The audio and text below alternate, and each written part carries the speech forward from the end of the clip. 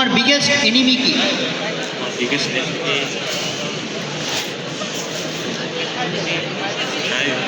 কোনো এনিমি নাই? না, কোনো ভয়, কোনো কিছু? নাথিং? শার্ক, ব্যাং, ইঁদুর, এগুলো ভয় পাও? ওটাও তো দেখা ফিয়ার অফ ফেইলিউর, যে ধরো রেজাল্ট খারাপ হইতে পারে, চান্স না পাইতে পারে, মানুষ ইমিটেট করতে পারে, এগুলো কি ভয় দেখায় তোমাকে? না, আমার কাছে ওগুলো সব টেম্পোরারি। ওকে, তাহলে তোমার এই যে পড়ালেখা, এটার জন্য অনেক স্ট্রেস ছিল, অনেক ইয়ে ছিল, এর মোটিভেশন ফ্যাক্টর কী ছিল তাহলে? আমার মা বাবা। মা বাবার কথা চিন্তা করে তুমি পড়তাম?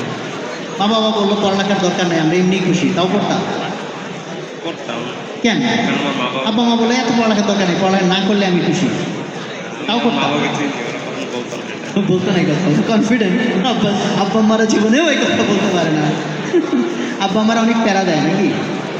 আব্বা আম্মারা প্যারা দেয় বলেই তো আমরা অ্যাকচুয়ালি কিছু একটা হয়ে উঠি নাকি? তা আব্বা আম্মাদের জন্য একটা জোরে হাততালি হওয়া দরকার না? সমস্ত প্যারেন্টসদের জন্য অনেক জোরে একটা হাততালি। আর তোমার জন্য আমার লাস্ট কোশ্চেন, যেদিন পড়তে ইচ্ছে হতো না সেদিন কি করতাম?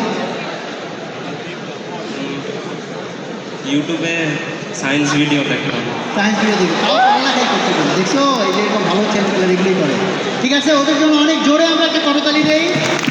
আমরা খুবই প্রাউড এবং সবার সাথে আমি একটু হাত মোলাই।